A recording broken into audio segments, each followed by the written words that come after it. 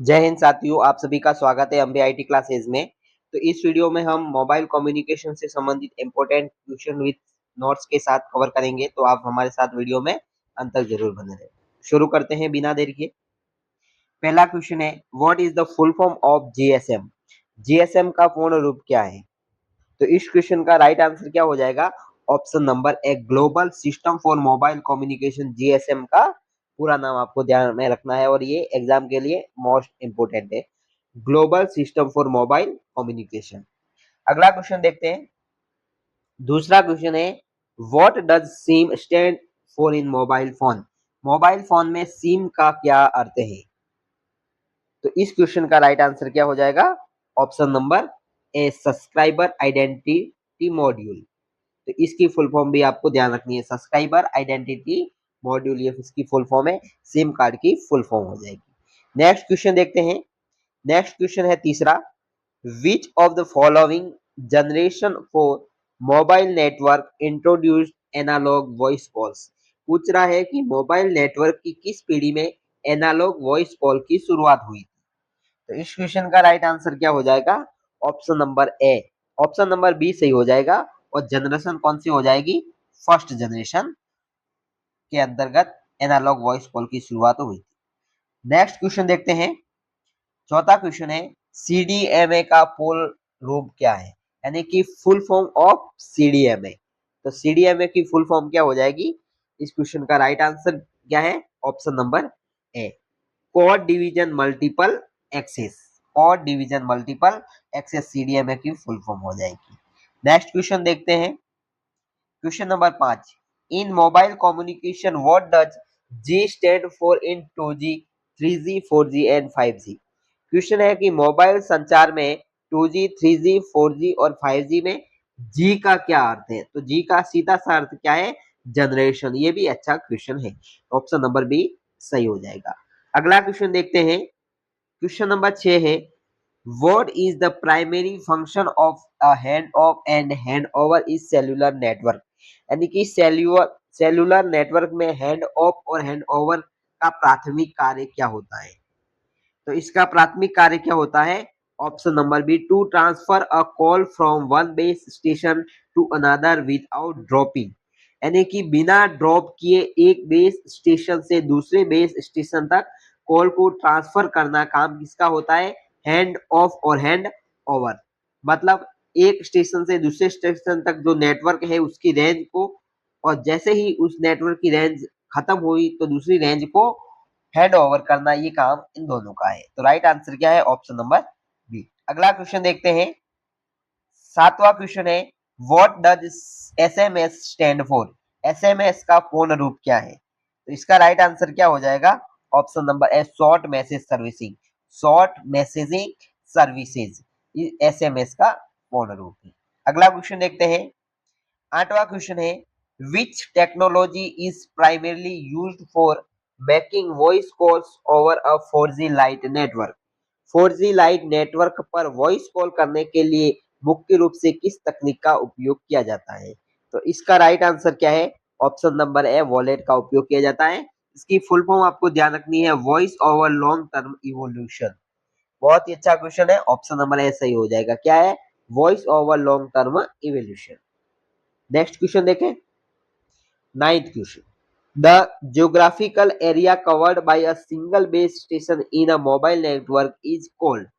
Question बहुत ही अच्छा और प्यारा है, लेकिन बहुत बहुत इंपॉर्टेंट क्वेश्चन है।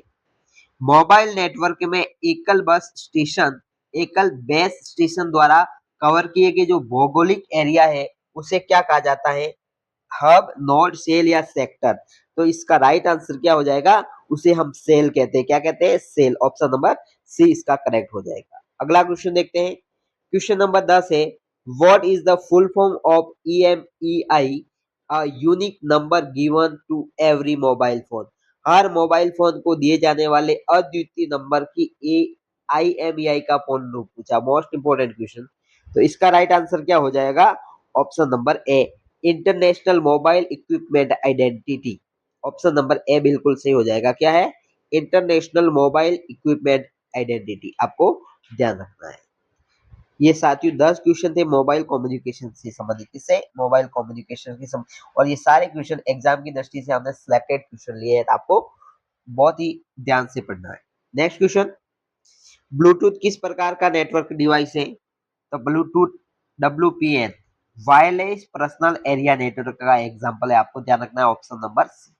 Next question, what does GPS stand for in mobile device? Mobile device में जीपीएस का पूर्ण रूप क्या है? तो इसका राइट आंसर क्या हो जाएगा? ऑप्शन नंबर ए, ग्लोबल पोजिशनिंग सिस्टम। ठीक है, पोजिशनिंग सिस्टम। नेक्स्ट क्वेश्चन देखते हैं, ग्लोबल, इसमें साथियों पहला क्वेश्चन नहीं होगा, ग्लोबल पोजिशनिंग सिस्टम दूसरा ऑप्शन सही होगा, ऑप्शन नंबर बी राइट होगा। ठीक है, अगला क्वेश्चन देखते हैं, तेरा question, in mobile network terminology what does roaming refer to?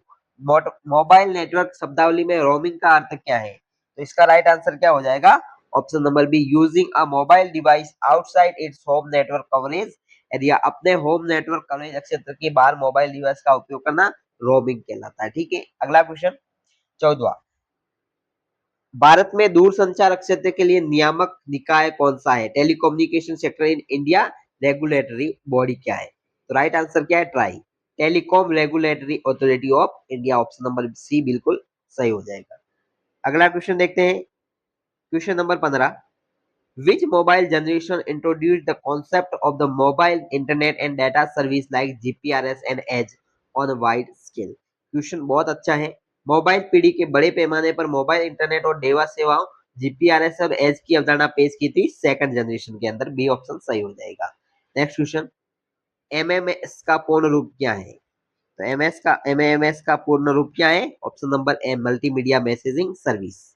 Next question, Which of the following is not a mobile operating system? Android, iOS, Symbian या MS DOS? तो right answer क्या हो जाएगा? ऑप्शन नंबर सी, ये तीनों mobile operating system है और MS DOS PC या कंप्यूटर का ऑपरेटिंग सिस्टम है। ठीक है, राइट आंसर क्या हो जाएगा? Option number D. अगला question 18वां, What is the shape typically used to represent a cell in theoretical cellular network diagram? सैद्धांतिक सेलुलर नेटवर्क आरेख में सेल को दर्शाने के लिए किस आकार का उपयोग किया जाता है? तो इसका राइट आंसर क्या हो जाएगा? ऑप्शन नंबर सी, हेक्सागोन षटभुज का उपयोग हम करते हैं। नेक्स्ट क्वेश्चन है, विच technology allows a user to access the internet wirelessly over a short local distance usually within a home or office? कौन सी तकनीक उपयोगकर्ता कम दूरी, आमतौर पर घर और कार्यालय, वायरलेस तरीके से इंटरनेट का उपयोग की अनुमति देता है? तो ऑप्शन नंबर ए सही हो जाएगा, वाईफाई। और वाईफाई की फुल फॉर्म आपको ध्यान रखना है, क्या है? वायरलेस फीडिबिलिटी, आपको ध्यान रखना है। नेक्स्ट क्वेश्चन, एनएफसी का फुल फॉर्म पूछा है, तो एनएफसी का फुल फॉर्म क्या हो जाएगा? एनएफसी का फुल फॉर्म हो जाएगा ऑप्शन नंबर ए, near field communication, option number ए बिल्कुल सही हो जाएगा। साथियों, ये सिलेक्टेड मोबाइल कम्युनिकेशन टॉपिक के वीडियो आपको कहीं नहीं मिलेंगे यूट्यूब पे। 20 क्वेश्चन हमने ये सिलेक्टेड लिए हैं। अब हम इसके नोट्स के बारे में देखते हैं, जिससे आपको बेहतरीन तैयारी होगी एग्जाम के लिए। नोट्स है, इंट्रोडक्शन टू मोबाइल कम्युनिकेशन। तो मोबाइल टेलीफोनी की अवधारणा को 1970 के दशक में परिचय दिया गया और इसे अगले ही दशक क्या कर दिया गया था? लागू कर दिया गया। इसके बाद में एक आता है सेल, क्वेश्चन में भी आपने देखा होगा। तो मोबाइल टेलीकम्युनिकेशन में सर्विस एरिया को विभिन्न भागों में बांट दिया जाता है, उसे क्या कहा जाता है? उसे सेल कहा जाता है, आपको ध्यान रखना है। सेल क्या है? आपको ध्यान रखना है, एक ऑफिस है, क्या है? जिसे एमटीएसओ, मोबाइल टेलीफोन स्विचिंग ऑफिस भी कहा जाता है। मोस्ट इंपोर्टेंट पॉइंट, एमटीएसओ किसे कहा जाता है? सेल ऑफिस को, मोबाइल टेलीकम्युनिकेशन स्विचिंग ऑफिस। प्रत्येक एमटीएसओ में निम्न कैपेसिटी वाला एक ट्रांसमीटर होता है, जिसे बेस स्टेशन कहा जाता है, जो कस्टमर को मोबाइल सेवा प्रदान करता है। नेक्स्ट टॉपिक देखते हैं। अब कुछ की पॉइंट्स देखते हैं। की पॉइंट्स है, प्रत्येक मोबाइल उपभोक्ता एक टावर से जुड़ा होता है और टावर को क्या कहते हैं? आपको ध्यान रखना है, BTS, base transceiver trans receiver station भी कहा जाता है। टावर के अंतर्गत आने वाले क्षेत्र को हम सेल कहते हैं और सेल की आकृति आपको ध्यान रखना है, हेक्सागोनल होती है। टावर को एमटीएसओ, मेन टेलीफोन स्विचिंग ऑफिस से जोड़ा जाता है। एमटीएसओ मोबाइल कम्युनिकेशन का केंद्रीय भाग होता है, जहां उपभोक्ताओं से संबंधित सूचनाओं को रखा जाता है। जब भी एक कॉल लगाई जाती है तो पेजिंग रिक्वेस्ट भेजा जाता है, जो एमटीएसओ तक विभिन्न संचार माध्यम से पहुंचती है। एमटीएसओ उस उपभोक्ता की लोकेशन का पता करता है जहां कॉल लगाई जाती है तथा कॉल को स्थापित कर दिया जाता है। जब मैं एक मोबाइल टेलीफोन बेस ट्रांसरिसीवर के कवरेज एरिया को पार करता है तो उसे अन्य बीटीएस पर ट्रांसफर करना आवश्यक होता है, जिसे हम हैंड ओवर और हैंड ऑफ कहते हैं। ये भी क्वेश्चन आया था। अब इसके स्पेक्ट्रम के मेथड देखते हैं हम। तो पहला है एफडीएमए। एफडीएमए की फुल फॉर्म क्या है? Frequency division multiple access. क्या होती है? इसमें फ्रीक्वेंसी बैंड को मल्टीपल चैनल में विभाजित किया जाता है। प्रत्येक उपभोक्ताओं को एक निश्चित चैनल आवंटित किया जाता है। यह एक साधारण टेक्निक होती है, इसकी कैपेसिटी लिमिट होती है। दूसरा है TDMA, time division multiple access. ये इसकी फुल फॉर्म भी आपको ध्यान रखना है, ठीक है। नेक्स्ट है CDMA, code division multiple access. इसमें फ्रीक्वेंसी बैंड को विभिन्न चैनल में विभाजित किया जाता है। उसके बाद एक उपभोक्ता को निश्चित समय हेतु चैनल अलोकेटेड कर दिया जाता है। यह एक वायरलेस टेक्निक है जो कई यूजर को एक ही समय में एक ही फ्रीक्वेंसी बैंड पर बात करने की सुविधा प्रदान करता है। सीडीएमए में सूचनाओं को कोडेड फॉर्मेट में आदान प्रदान किया जाता है, जिससे इसकी कैपेसिटी हाई हो जाती है। तो आपको ये तीनों फुल फॉर्म ध्यान रखनी है। FDMA frequency division multiple access, TDMA time division multiple access और CDMA code division multiple access. ये स्पेक्ट्रम के मेथड है तीनों। एक फ्रीक्वेंसी पे काम करेगा, एक टाइम पे काम करेगा और एक कोड पे काम करेगा, ठीक है। अब इनकी विशेषता देख लेते हैं अपन। दो फीचर है, एक है जीएसएमए और एक सीडीएमए। तो सर्विस टाइप में देखें तो जीएसएम की फुल फॉर्म पता है, ग्लोबल सिस्टम फॉर मोबाइल, और सीडीएम है कोड डिवीजन मल्टीपल एक्सेस। इसकी सर्विस टाइप को देखें तो सिम जीएसएम है वो सब्सक्राइबर आइडेंटिफिकेशन मॉड्यूल यानी कि सिम पर आधारित होती है इसकी सर्विस, और सीडीएम की सर्विस कोड है तो हेडसेट पर आधारित होता है। टेक्नोलॉजी बेस की बात करें तो based on TDM time division multiple access पर काम करता है कौन? जीएसएम। और सीडीएमए है वो कोड पर काम करता है, कोड डिवीजन मल्टीपल एक्सेस पर। सिक्योरिटी इसकी कम होती है, इसकी ज्यादा होती है सीडीएमए की। यूज एरिया बोला तो यूरोपियन और एशियन कंट्रीज के अंदर जीएसएम का उपयोग किया जाता है, और यूएसए और कनाडा के अंदर सीडीएमए का उपयोग किया जाता है। कैपेसिटी की बात करें, जीएसएमए की लो कैपेसिटी होती है और सीडीएमए की हाई कैपेसिटी होती है, आपको ध्यान रखना है। अब जनरेशन की बात करें, कुल 5 जनरेशन है। फर्स्ट जनरेशन थी जो मोबाइल कम्युनिकेशन की। मोबाइल कम्युनिकेशन की शुरुआत फर्स्ट बार एक कंपनी एटी&टी द्वारा की गई। यह 1980 के दशक में अमेरिका में सबसे अधिक क्या थी? प्रचलित थी। यह एफडीएमए तकनीक पर आधारित, इसलिए इसकी कैपेसिटी लो होती थी। इस पीढ़ी में एनालॉग सिग्नल का उपयोग किया गया, इसलिए इसकी परफॉर्मेंस निम्न थी। सेकंड जनरेशन की बात करें तो 1991 के अंदर जीएसएमए सर्विस विकास के साथ शुरू हुई। टीडीएमए तकनीक पर आधारित थी। सेल का एक समूह जहां अवेलेबल फ्रीक्वेंसी स्पेक्ट्रम का पुनः उपयोग होता था, उसे क्लस्टर ऑफ सेल्स कहा जाता है। इस पीढ़ी में डिजिटल सिग्नल का उपयोग किया गया, जिससे गुणवत्ता क्या हुई? बेहतर होने लगी। इस पीढ़ी में वॉइस कॉल और टेक्स्ट मैसेज की सुविधा भी प्रदान की गई। कौन सी? Second generation. ध्यान रखना। इसके प्रकार देखें तो 2.5 जीपीआरएस और 2.75 एज का उपयोग किया जाता है। जीपीआरएस में जनरल पैकेट रेडियो सर्विसिंग, इसमें जीपीआरएस का उपयोग किया जाता है और डाटा स्पीड लगभग 55 से 115 केबीपीएस के पास होती थी। और एज का मतलब enhance data service for GSM evolution. यह जीएसएम की ही सर्विस है, लेकिन इसकी स्पीड 384 केबी के आसपास थी। तीसरी जनरेशन की बात करें तो WCDMA wide band code division multiple access पर आधारित थी। यह रेडियो एक्सेस के आधार पर कार्य करता है। इसमें मुख्य रूप से पैकेट स्विचिंग का उपयोग किया जाता है। HSP high speed packet access का उपयोग भी किया जाता है। यूज्ड फॉर, इसमें म्यूजिक डाउनलोड कर सकते थे, high speed internet access, voice और कॉल की सुविधा प्रदान की थी। जैसे आई चौथी पीढ़ी, इस पीढ़ी में वॉइस सर्विस को डाटा सर्विस के समान पैकेट स्विचिंग के माध्यम से प्रदान किया जाता था।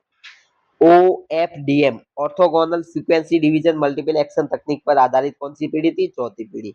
इसकी स्पीड बढ़कर लगभग 1 जीबीपीएस तक हो जाती है। WiMAX worldwide interoperability for microwave access stand for IEEE 802.160 mainly internet service के लिए उपयोग किया जाता था। 5वीं पीढ़ी आई, इसमें मोबाइल कम्युनिकेशन की आधुनिक पीढ़ी भी कहते हैं। इसमें IEEE 802.11 गीगा स्टैंडर्ड पर आधारित थी। इसकी स्पीड 10 Gbps के पास थी, 10 Gbps के आसपास। इसमें MIMO multiple input multiple output का उपयोग किया, जिससे इसकी गति क्या हो गई, उच्च हो गई। इसमें HD video, HD camera, artificial intelligent, internet of things का उपयोग भी किया जाने लगा और इसके standard ITU international telecom union द्वारा निर्धारित किए गए। और 5G सर्विस का उपयोग पहली बार वर्जन कंपनी द्वारा अप्रैल 2019 में आधुनिक प्रारंभिक तौर पर किया गया।